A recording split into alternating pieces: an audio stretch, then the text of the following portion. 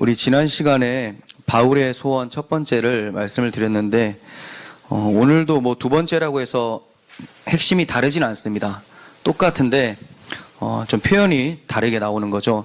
지난 시간에는 사도 바울이 빌립보서를 쓰는 동기가 감옥에 갇혀 있는 상태에서 쓰는 거라고 말씀을 드렸어요. 그럼에도 불구하고 바울은 매이게 되었지만 하나님의 복음은 매이지 않고 더욱더 진보가 있었다는 것을 보게 됐습니다. 그래서 바울은 자신의 매임에도 불구하고 하나님의 말씀만 매이지 않는다면 자신은 그것으로 기쁘다라는 것을 말씀을 드렸습니다.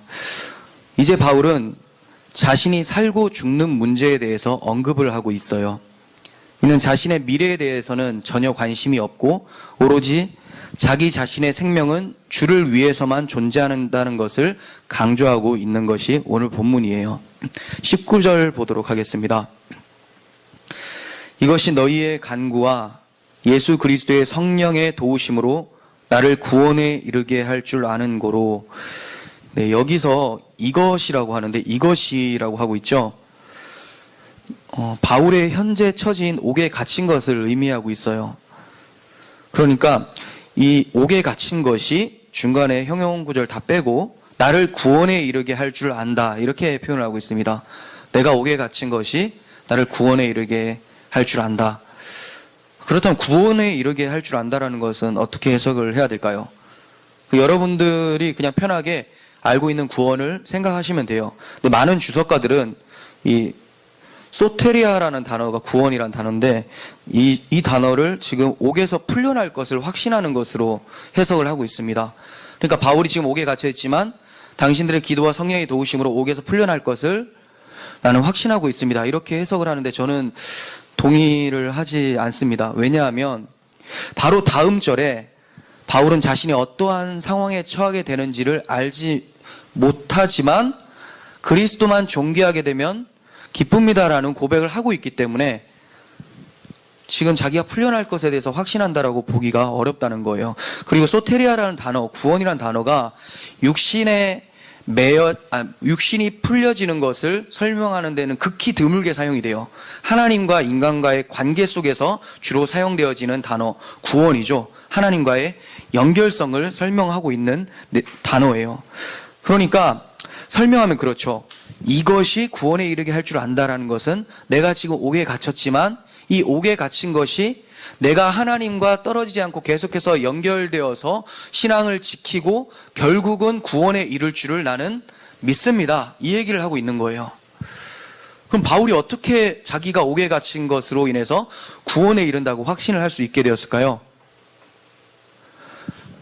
옥에 갇혔기 때문에 더 간절해지고 또 옥에 갇혔음에도 불구하고 복음이 매이지 않고 하나님의 일하심을 보았기 때문에 자기는 더욱더 믿음이 강해지는 거예요. 이전보다 더욱더 하나님에 대한 마음이 간절해지고 강해져서 구원에 이를 줄을 확신한다라고 얘기를 하고 있는 거예요.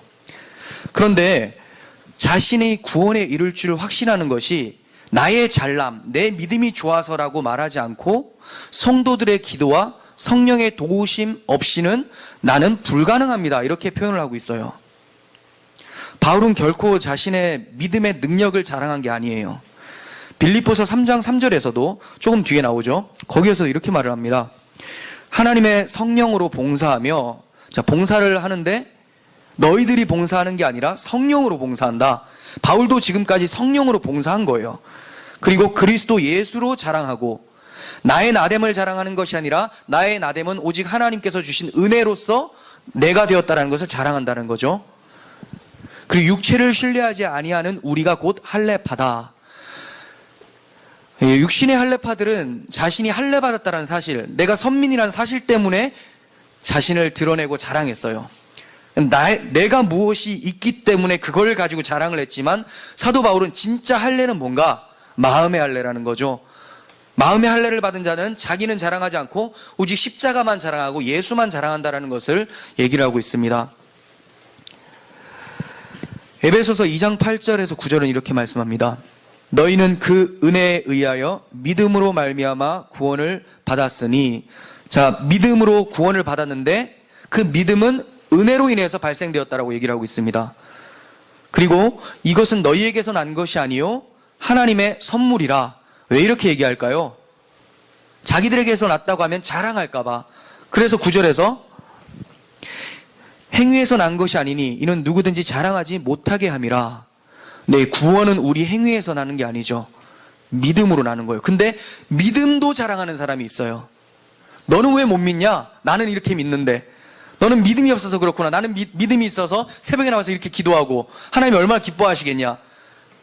그러다 지옥 가죠. 왜냐하면 그 믿음이 자기로부터 출발된 믿음이기 때문에 성령과 아무 관계가 없는 믿음, 십자가와 상관이 없는 믿음이죠. 십자가는 우리를 십자가에 달리게 만드는 능력이 있어요.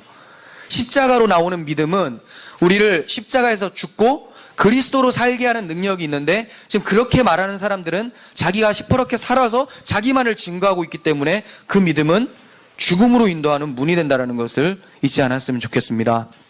바울은 이렇게 얘기합니다. 정말로 자랑할 것이 있다면 내가 약한 것을 자랑한다. 고린도후서 11장 30절에 있죠.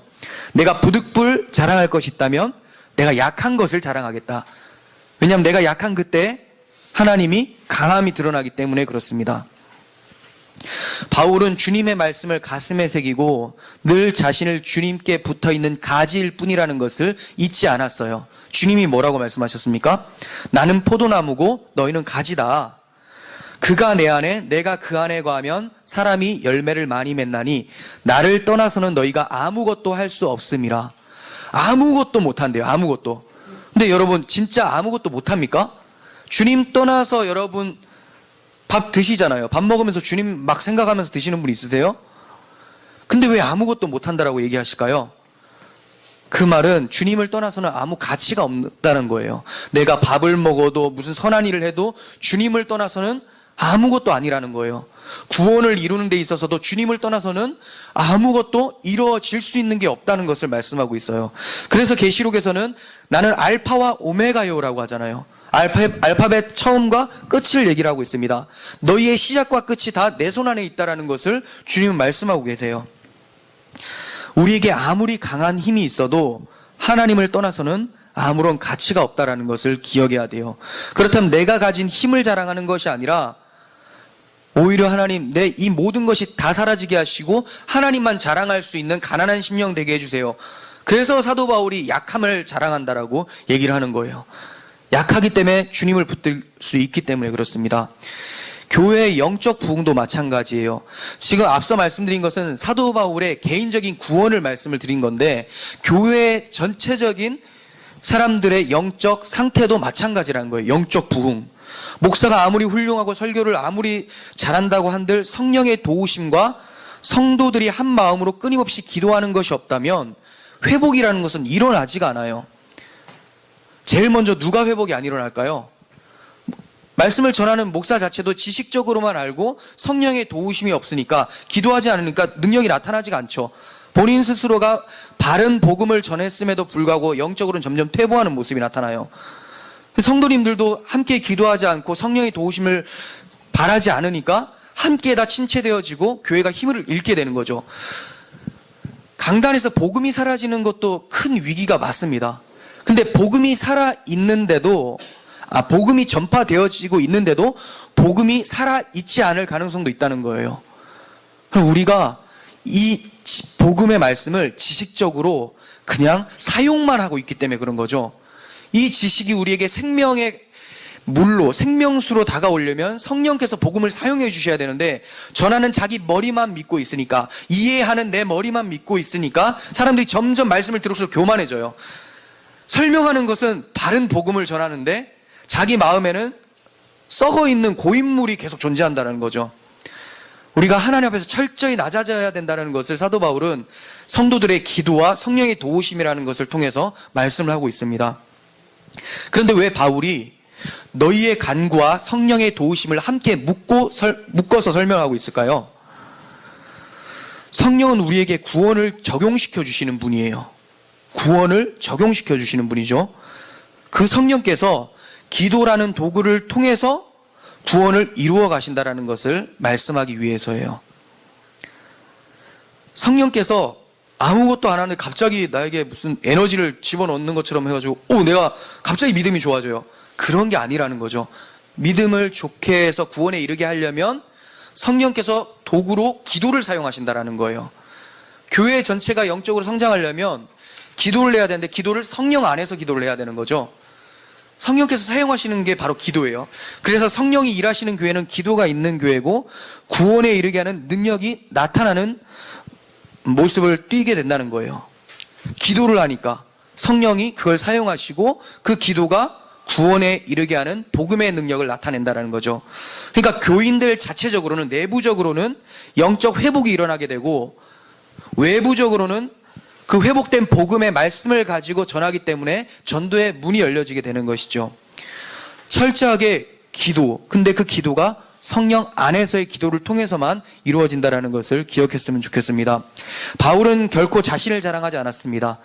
오직 성령의 도우심을 통해서 자신이 구원에 이를 수 있다는 것을 고백하고 있어요.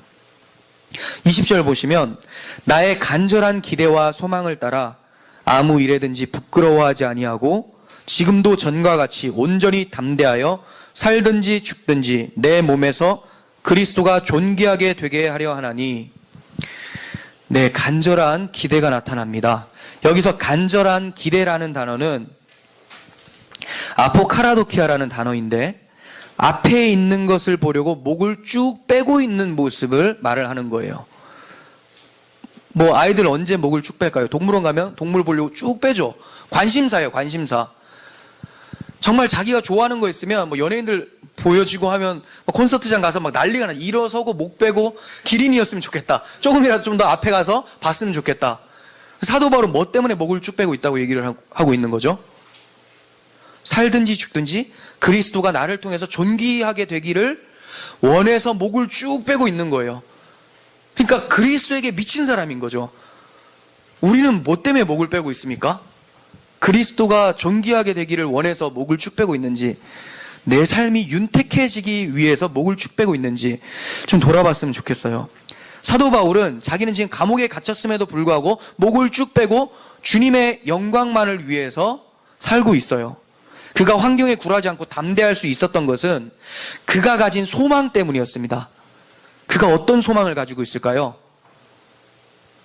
그가 바라는 소망은 이렇게 됐으면 좋겠다가 아니라 예수님 그 자체가 소망이었어요. 그에게 예수님이 소망이었어요. 디모데전서 1장 1절에서 우리 구주 하나님과 우리의 소망이신 그리스도 예수의 명령을 따라 그리스도 예수의 사도된 바울은 이렇게 얘기를 합니다. 자기가 사도가 된 동기도 뭐냐? 소망이신 예수가 세웠다. 이렇게 표현하고 있습니다. 예, 우리의 소망은 무엇입니까? 우리의 소망에 따라서 우리의 삶의 모습이 달라져요. 다른 것이 소망이 되지 않고, 돈이 소망되지 않고, 명예가 소망되지 않고, 자식이 소망되지 않고, 오직 예수만이 우리의 소망이 되었으면 좋겠습니다. 바울은 소망이신 예수 그리스도께서 존귀케 되기 위해서는 아무 일에든지 부끄러워하지 않고 담대해지기를 원했어요. 그러니까 그리스도가 높임을 받으려면 자기가 어떠한 형편에든지 부끄러워하는 모습을 나타내면 안 된다는 것을 말하고 있는 거예요. 이거는 지금 바울이 감옥에 갇혀 있잖아요. 어떠한 재판의 결과가 나올지를 몰라요. 매를 맞을 수도 있고 고문을 당할 수도 있고 사형에 처해질 수 있습니다. 하지만 그 어떠한 상황에든지 자기가 부끄러운 모습을 보이지 않기를 간절히 바라는 거예요. 그는 자신의 판결이 아니라 자신이 증거할 그리스도에만 관심을 가지고 있었어요. 예수님의 제자들이 어땠습니까? 모두 예수님을 부인했었죠. 근데 그것이 끝이 아니었어요. 성령께서 임하자 그들이 성령의 능력으로 죽음 앞에서도 주님을 부인하지 않고 부끄러워하지 않는 모습을 보게 됩니다. 이건 모든 성도들이 가져야 될 마음가짐이고 모든 성도들의 소원이 되어야 되는 거예요. 바울은 담대하여라는 말을 써요. 부끄러워하지 않고 담대하길 원한다. 이 담대함이라는 단어는 충분한 용기를 뜻해요. 충분한 용기. 진리를 끝까지 고수하는 용기가 우리에게 필요해요. 바울은 디모데에게 빌라도 앞에 선 예수를 언급하면서 권면을 하고 있어요. 어떻게 권면을 할까요? 디모데전서 6장 12절부터 보겠습니다. 믿음의 선한 싸움을 싸우라. 영생을 취하라. 이게 바울이 디모데에게 한 명령이에요. 너 믿음의 선한 싸움을 싸워야 된다. 영생을 취하라. 이를 위하여 내가 부르심을 받았고, 자, 소명의 목적인 거죠. 부르심을 받았고 많은 증인 앞에서 선한 증언을 하였도다. 디모데는 정말 이렇게 열심히 싸웠어요. 그럼에도 불구하고 절대 이 명령을 놓지 말고 지켜라라고 하기 위해서 뭐라고 표현하냐면, 만물을 살게 하신 하나님 앞과 본디오 빌라도를 향하여 선한 증언을 하신 그리스도 예수 앞에서 내가 너를 명하노니 우리 주 예수 그리스도께서 나타나실 때까지 흠도 없고 책망받을 것도 없이 이 명령을 지키라. 왜 이렇게 빌라도 앞에 선 예수 그리스도를 언급을 하면서 권면을 할까요? 예수님이 죽음 앞에서 자신의 사명을 잊지를 않으셨다라는 거죠. 사명이 있는 자는 담대합니다. 하늘 소망이 있는 자들은 이 땅에서 담대하게 살 수가 있어요. 바울은 지금 이렇게 디모데를 권면하고 있으면서도 자신 또한 예수님의 그 모습을 통해서 담대함을 갖기를 원하면서 살았던 사람이에요. 자기도 지금까지 사역을 하면서 예수님의 그 담대함을 떠올리면서 자신도 그 담대함을 가지고 살았던 사람인 거예요. 주님의 담대함을 보십시오. 빌라도 앞에서 빌라도가 네가 왕이냐라고 했을 때 주님 뭐라고 말씀하십니까? 내 말과 같이 내가 왕이니라. 왕 앞에서 자기가 왕이라고 얘기하고 있어요. 죽을 수도 있지만 상관이 없습니다. 하나님 아버지께서 보내신 사명이 더 중요하기 때문에 내 말과 같이 내가 왕이니라. 내가 이를 위하여 태어났으며 이를 위하여 세상에 왔나니 곧 진리에 대하여 증언하려 함이로다. 네, 정말 소명이 분명한 사람들, 사명이 분명한 사람들은 어떠한 환경 가운데서도 담대함을 잃지 않습니다. 그런데 이렇게 담대함을 잃지 않는 것이 쉽지가 않습니다. 구약의 이스라엘 왕들 중에 선한 왕들도 좀 있었어요. 하지만 그들 모두가 말년에는 믿음이 곤두박질을 치는 것을 보게 돼요. 믿음을 유지하는 것이 쉽지가 않아요. 그러니까 바울의 소원같이 우리도 담대함을 갖게 해달라고 기도를 해야 돼요. 내가 열심히 스스로를 막 자책하면서 정신 차려야 돼, 담대해야 돼, 이렇게 한다고 해서 담대해지지 않죠. 그걸 바로 기만이라고 해요. 스스로 속이는 거죠. 그럼 어떻게 해야지 담대해질까요? 아까 말씀드렸잖아요. 기도와 성령의 도우심으로 담대해질 수가 있는 거예요. 그런데 바울은 단순한 담대함이라고 얘기하지 않고 전과 같이 담대하여 이렇게 표현을 하고 있습니다. 전과 같이 담대하여. 이 말은 바울은 언제 한번 담대하고 많은 그런 일시적인 믿음을 원치 않았다라는 말이에요. 항상 담대함을 유지해서 모든 상황 속에서 그리스도만 높여지기를 원했던 것이죠. 예전에 담대했으니까 지금은 괜찮겠지. 하나님이 예전에를 기억해서 이해해 주시겠지. 이게 아니에요. 예전에도 담대했던 것처럼 지금도 담대하고 내일도 담대하고 주님 나라 갈 때까지 나는 담대하기를 원합니다. 이렇게 말을 하고 있습니다. 자신의 믿음을 어느 한 시점에 있었던 추억으로 만들지 않았으면 좋겠어요. 그리스도는 어제나 오늘이나 언제나 동일하신 분으로서 우리와 동행하시는 분이세요. 히브리서 13장 7절과 8절 세 번역으로 보겠습니다. 여러분들의 지도자들을 기억하십시오. 그들은 여러분에게 하나님의 말씀을 알려주었습니다. 그들이 어떻게 살고 죽었는지 살펴보고 그 믿음을 본받으십시오. 예수 그리스도께서는 어제나 오늘이나 영원히 한결같은 분이십니다. 왜 이렇게 주님이 동일하다고 말씀하고 있을까요? 주님이 한결같기 때문에 지도자들, 우리에게 복음을 알려준 사람들이 한결같이 믿음을 지켰다라고 얘기하고 있습니다. 우리의 믿음이 동일하지 않다면 지금 언제나 함께 계시고 동일하신 예수가 우리 가운데 역사하지 않는다라고 생각하시면 돼요. 그렇기 때문에 주님이 정말 동일하시다면, 지금 나와 함께 하시다면 내 믿음도 동일하게 해달라고 하나님 앞에 철저하게 기도하고 간절히 바라야 되겠죠. 일시적인 믿음이 아니라 언제나 한결같은 주님의 믿음이 우리 가운데 임하기를 원합니다. 바울은 살든지 죽든지라는 표현을 썼어요. 살든지 죽든지. 정말 쓰기 힘든 말이죠. 죽든지라는 말은 쉽지가 않아요. 사는 것은 살겠는데 어떻게 죽든지라는 말을 쓸까? 그러니까 죽든지 살든지가 아무 관계가 없다라고 얘기를 하고 있습니다. 바울은 자신이 살게 되면 산 재물로 사는 것이라고 표현을 하고 있어요. 로마서 12장 1절. 그러므로 형제들아 내가 하나님의 모든 자비하심으로 너희를 권하노니 너희 몸을 하나님이 기뻐하시는 거룩한 산 제물로 드리라. 이는 너희가 드릴 영적 예배니라. 그러니까 산 제물로 사는 것은 살아도 계속해서 예배를 드리는 것이라고 얘기를 하고 있죠. 예배자의 삶을 산다는 것은 산 제물로 살라는 말이에요. 근데 산 제물이라고 하니까 별로 감이 안 오실 수도 있습니다. 근데 말이 좋아서 산 제물이지 제물은 반드시 죽어야 됩니다. 죽어야 돼요. 그럼 왜 이런 표현을 썼을까요? 십자가에서 이미 내 모습은 죽었고 주님과 함께 살았기 때문에 그 모습으로 살라는 거예요. 네가 죽은 자라는 것을 잊지 말고 오직 주님으로만 살라는 것을 얘기를 하는 것이 산제물로 사는 거예요. 그게 바로 하나님께 드릴 예배라는 거죠. 우리가 아무리 찬송을 크게 하고 아무리 멋지게 말씀을 전하고 아멘 크게 한다고 해서 그게 예배가 되는 것이 아니라 내 몸이, 내 영혼이 주님의 십자가에서 죽었다 살아난 역사가 없다면, 그것을 기억하지 못하면 우리는 예배를 안 드리고 있는 거라는 거예요. 산제물로서 주님께서 받으신 영적 예배를 드릴 수 있었으면 좋겠습니다. 많은 사람들이 산제물이 아니라 산자로 살아가고 있어요. 이렇게 살아가는 사람들 중에서는 복음을 지식적으로 바르게 가르치는 사람들도 있습니다.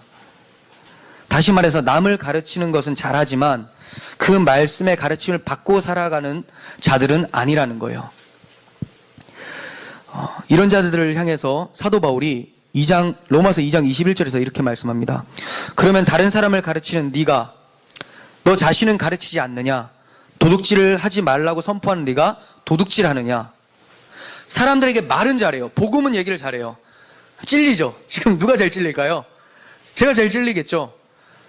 근데 사람들은 그 말씀의 가르침을 받는데 전하는 자신은 가르침을 못 받는다라는 거예요.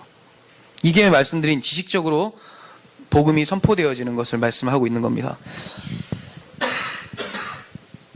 바울은 또 이렇게 말을 합니다. 고린도전서 9장 27절.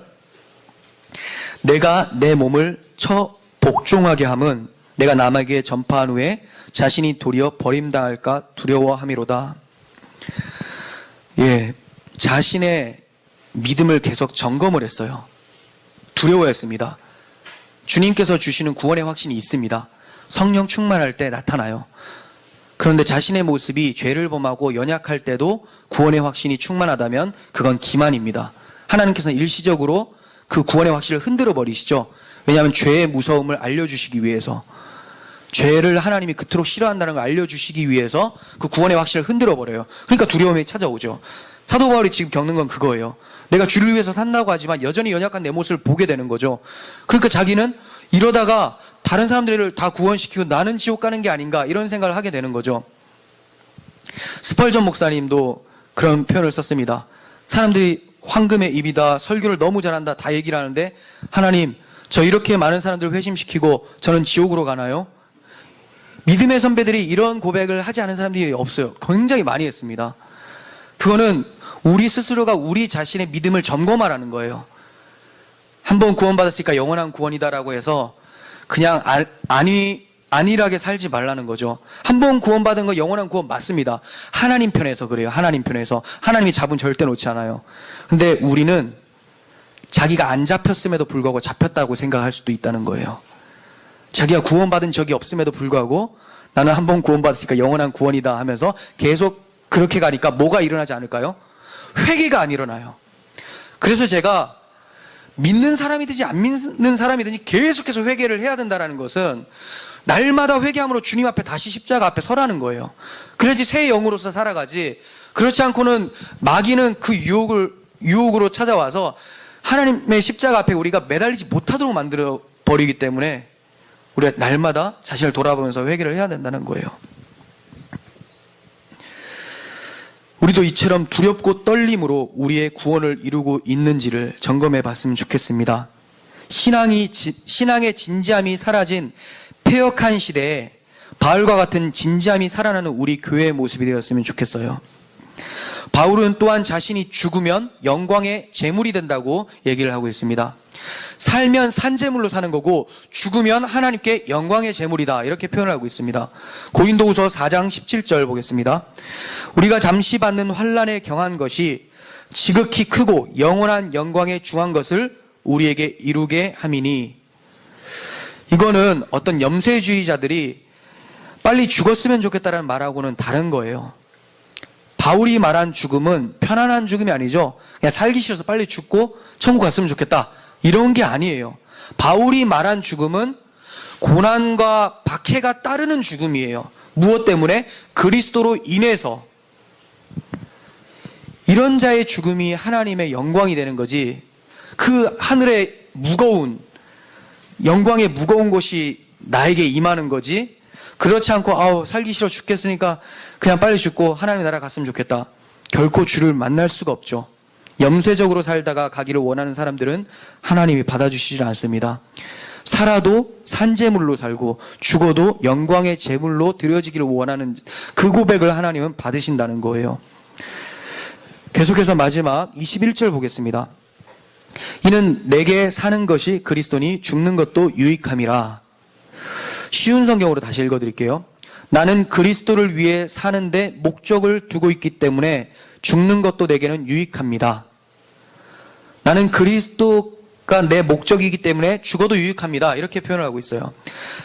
사는 목적이 그리스도께서 존귀케 되는 것이에요. 그러니까 죽어도 상관이 없습니다. 주를 위해 죽으면 그 안에 계신 그리스도께서 높아지기 때문이죠. 바울은 로마서 14장 7절에서 이렇게 표현해요. 우리 중에 누구든지 자기를 위하여 사는 자가 없고 자기를 위하여 죽는 자도 없도다. 너무 멋지지 않습니까? 믿지 않는 사람들 입장에서는 미친 사람들의 고백이죠. 다 자기를 위해서 사는 게 세상의 원리인데 누구도 자기를 위해서 사는 자가 없다, 이렇게 말하니까 저 인생 헛살았다. 그런데 세상에서 인생 헛살았다라고 손가락질 받는 사람이 주님 앞에서 네가 인생을 참되게 사는구나 라고 칭찬받을 수 있다는 거예요. 바울이 자기를 위해 사는 자가 없고 자기를 위해 죽는 자도 없다라고 표현했는데 그 앞에 뭐라고 표현합니까? 우리 중에 누구든지, 이렇게 표현해요. 누구든지. 아무도 자기를 위해서 사는 사람을 자기는 그리스도인 중에서 본 적이 없다라는 거예요. 너무 무섭지 않습니까? 우리는 제 눈에도 자기를 위해서 사는 사람이 너무 많은 것 같은데, 제 모습도 그러한 모습이 많이 발견되는데 사도 바울은 본 적이 없어요. 누구든지 이렇게 살더라, 그리고 이렇게 죽더라, 주를 위해서 살고 죽더라.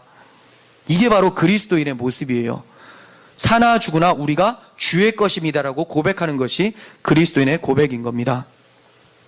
바울은 주를 위해서라면 자신은 죽어도 된다고 했는데 이 말은 자기는 아무것도 아니란 말이죠. 그리스도께서 오신 이유가 바로 그런 고백을 하는 자를 만들어내시기 위해서예요. 나는 아무것도 아닙니다. 이거 만들기 위해서 주님이 이 땅에 인간의 몸으로 오신 것이죠. 인간의 죄는 자신의 가치를 챙기는 것으로 시작이 되었어요. 하나님 먹지 말라고 한 것을 나는 먹어야 되겠다는 거예요. 나는 먹어야 되겠다는 거예요. 내가 먹지 말라고 했는데, 하나님이 먹지 말라고 했는데 나는 먹어야 되겠다. 자기 가치 챙기기죠. 흙과 같은 피조물인 자신의 가치를 깨달을 때 창조주이신 주님의 가치가 높아지게 되는 거예요. 그래서 하나님이 벌로서 뭐라고 합니까? 내 그런된 땅을 일구라고 하잖아요. 이제 네 모습 좀 봐라. 근데 몰라요. 사람들이 그렇게 땀을 흘리면서 일을 해도 자신의 모습이 흙과 같다라는 것을 알지를 못해요. 근데 하나님께서는 내가 흙입니다라고 하는 그 고백을 만들기 위해서 예수를 보내신 거예요. 지금 사도 바울 보면서 하나님이 얼마나 흡족해 하시겠습니까? 우리는 주를 위해 살고 주를 위해 죽는다. 자기를 위해서 사는 사람은 내가 본 적이 없다. 하나님이 기뻐하시는 공동체, 이런 공동체인 겁니다. 자신을 이렇게 똥처럼 생각하는 바울이니까 그 똥을 치장하는 변기 뚜껑 같은 세상의 가치들이야 바울에게 오죽하겠습니까? 빌립보서 3장 7절에서 8절, 그때는 사도 바울이 예수를 믿기 전에는, 거듭나기 전에는 이거죠. 그때는 이 모든 것이 내게 너무나 소중하고 가치 있는 것들이었습니다. 자, 앞에 거는 제가 생략을 했는데 뭐냐면 자기 학벌 좋은 거, 자기 신분 좋은 거, 이런 거, 세상 사람들이 다 소중히 여기는 거, 바울도 나도 그거 소중히 여겼다. 언제? 그때는 그러나 예수 그리스도를 만난 이후 그 모든 것이 아무 쓸모없는 것임을 알았습니다. 그것들뿐만 아니라 이 세상 그 어떤 것도 내 주 예수 그리스도를 아는 것과 비교가 되지 않습니다. 예수 그리스도를 위하여 나는 모든 것을 버렸습니다. 모든 것이 쓰레기처럼 아무런 가치가 없다는 것을 이제 압니다. 이로써 나는 그리스도를 알게 되었습니다. 이로써 나는 그리스도를 알게 되었대요. 뭘 하니까? 아무것도 필요 없다라는 것을 알게 되니까. 그럼에도 불구하고 그리스도인이라고 이름이 불려지는 사람들이 나는 세상에 저것을 취하지 않으면 견딜 수가 없다. 그리스도를 모르는 거죠. 하나님이 내가 너를 도무지 알지 못한다고 할 필요도 없이 자기가 먼저 하나님을 지금 모르고 있는 상태인 거예요. 바울과 같은 이러한 고백이 우리에게 있었으면 좋겠어요. 바울에게는 세상 사람들이 그토록 가치 있어 하는 것, 그때에 자기가 그토록 가치 있어 하는 것을 배설물로 여겼다고 합니다. 이 배설물이 여기서 신성에서는 쓰레기처럼이라고 하지만 이게 오물이에요, 오물. 누가 똥을 원하는 사람 있습니까? 여러분 그 똥을 감싸 안고 자고 싶습니까? 그렇지가 않아요. 근데 세상이 제가 왜 변기 뚜껑 같다고 얘기하냐면 똥을 감싸고 있는 것이 세상이에요. 똥을 치장해 주는 것이 변기 뚜껑이죠. 근데 그 세상을 보면서 난 저렇게 되고 싶다. 네, 똥 바르는 짓입니다. 그러니까 사도 바울은 그걸 알았기 때문에 절대로 그렇게 하지 않아요. 왜 그렇습니까? 자기는 더 큰 걸 봤거든요. 비교할 수 없는 영광을 받기 때문에 이렇게 고백할 수 있어요. 흉내 내서는 안 되죠. 우리가 아무리 이게 멋진 말 같다 할지라도 바울처럼 한번 흉내 내보겠다. 안 돼요. 다 자기 스스로 속이고 있는 거잖아요. 진짜 봐야죠. 바울은 삼청천을 본 사람이에요. 하나님의 영광을 느낀 사람이에요. 체험한 사람이죠. 그러니까 예전의 것이 굉장히 형편없다는 것을 발견하게 되죠. 자신이 지금 타고 있는 에쿠스가, 지금 타고 있는 거 아니죠? 자, 가정입니다. 타고 있는 에쿠스가 예전에 가지고 있었던 미니카를 보니까 형편없다라는 것을 보게 되죠. 지금 내가 정말 소중한 것을 경험했다면 예전에 소중하게 여겼던 것이 코 흘리기 딱지였다는 것을 알게 돼요. 그러니까 뭘 해야 됩니까? 바울을 따라잡자가 아니라 바울이 그토록 고백할 수 있었던 그 동기 근원이 뭐냐? 그리스도의 십자가. 그 크신 그리스도의 사랑을 바울이 알고 있었기 때문에 그래요. 왜 우리 마음에선 계속 그리스도의 사랑이 사라집니까? 그 사랑 알기를 진짜 원하는지 스스로 한번 물어보세요. 별로 알기 원하지 않잖아요. 그리스도를 사랑하고 싶다가 아니라 그리스도의 사랑을 알기를 원하는지 자문해 보시길 바랍니다. 알길 원하는 자들에게는 하나님이 알려주세요. 근데 우리가 계속해서 정체되고 그 크신 사랑이 멀게 느껴지는 것은 이제는 적당하게 그 정도 알았으면 됐으니까 나는 세상도 좀 알고 싶습니다. 이런 고백이 우리 가운데 은연중에 있을 수 있다는 거예요. 바울은 그의 삶 자체가 그리스도였습니다. 작은 그리스도로 살았어요. 그리스도는 그의 삶의 원동력이고 힘의 원천이고 목적지였습니다. 전부였어요. 그래서 그는 갈라디아서 2장 20절에서 내가 그리스도와 함께 십자가에 못 박혔나니 그런즉 이제는 내가 사는 것이 아니요 오직 내 안에 그리스도께서 사시는 것이라. 이제 내가 육체 가운데 사는 것은 나를 사랑하사 나를 위하여 자기 자신을 버리신 하나님의 아들을 믿는 믿음 안에서 사는 것이다. 이렇게 표현합니다. 자기는 이제 없다는 거죠. 내 전부는 나와 함께 죽었다가 살아나신 예수다. 이렇게 표현하고 있어요. 모든 사람들에게는 죽음이 찾아와요. 사람들은 그 죽음을 두려워합니다. 죽음이 두려워서 어떻게든 안 죽고 오랫동안 살아서 잘 살 궁리만을 합니다. 안 죽을 수는 없어요. 그러니까 좀 늦게 죽기를 원해서 어떻게든 오래 살까 궁리를 하죠. 하지만 죽을 준비가 된 사람만이 살 준비도 할 수 있는 거예요. 다시 말해서 죽을 준비가 된 사람이라는 것은 사명이 있는 자라는 거예요. 이 사명이라는 단어가 한문으로 불일 사자 목숨 명자죠. 목숨을 주를 위해서 부릴 수 있는 자, 내놓을 수 있는 자, 이 자가 살아도 살 수 있다라는 거예요. 정말 가치 있는 삶을 살 수 있다는 거죠. 죽을 준비를 해서 살 준비를 할 수 있는 우리들이 되었으면 좋겠어요. 그리스도인들은 모두가 두려워하는 죽음이란 놈을 죄악의 껍질을 깨고 새 생명이 탄생하는 관문으로 봅니다. 어떻게 그럴 수 있을까요? 어떻게 그럴 수 있을까? 모두가 두려워하는 그 죽음이라는 통로를 새 생명이 부활하는 그런 관문으로 보는 능력이 어떻게 생길까요? 히브리서 2장 14절에서 설명하고 있습니다. 자녀들은 혈과 육에 속하였음에 그도 또한 같은 모양으로, 예수님이죠, 혈과 육을 함께 지니심은 죽음을 통하여 죽음의 세력을 잡은 자 곧 마귀를 멸하시며 또 죽기를 무서함으로 한평생 매어 종로로 타는 모든 자들을 놓아주려 하심이니. 자, 그러면 예수님께서 죽음의 세력을 잡은 자 마귀를 멸하셨으니까 그 죽음을 무서워하는 우리들이 거기서 놓였다고 하죠. 그래서 그리스도인들은 죽음을 두려워하지 않아요. 이제 영광의 문으로 들어가는 통로라고 생각을 하고 있어요. 정말로 죽음이 두렵지 않습니까? 정말로 사망에다 대고 사망아 너의 쏘는 것이 어디 있느냐 이렇게 바울처럼 얘기할 수 있습니까? 그렇다면 그리스도께 감사하고 어떠한 상황이든지 담대해서 그리스도만 높이는 삶을 사시길 바랍니다. 그런데 만약에 죽음이 두려움으로 찾아온다면 바울이 보고 있었던 죽음 이유를 우리가 볼 수 있었으면 좋겠어요. 그러면 담대함을 가질 수가 있습니다. 바울이 죽음 이유를 어떻게 보고 있을까요? 고린도전서 15장 51절부터 보아라, 내가 너희에게 비밀을 말하는데 우리가 다 잠잘 것이 아니라 모두 변화될 것이다. 마지막 나팔의 순식간에 홀연히 그렇게 될 것이다. 나팔 소리가 나면 죽은 자들이 썩지 않아야 할 것으로 살아나고 우리도 변화될 것이다. 이 멸망할 것이 멸망하지 않을 것을 입어야 하고 이 죽을 것이 죽지 않을 것을 입어야 한다. 이 멸망할 것이 멸망하지 않을 것을 입고 이 죽을 것이 죽지 않을 것을 입을 그때에는 이렇게 기록된 말씀이 이루어질 것이다. 사망이 승리에게 삼킨 바 되었다. 예수님입니다. 사망아 너의 승리가 어디 있느냐? 사망아 너의 쏘는 것이 어디 있느냐? 네, 우리가 두렵고 우리에게 두려움이 찾아온다면 바울이 본 것을 우리가 봐야 되겠죠. 환상으로 보라는 거 아니죠. 바울이 거짓말하겠습니까? 본 것을 기록해뒀잖아요.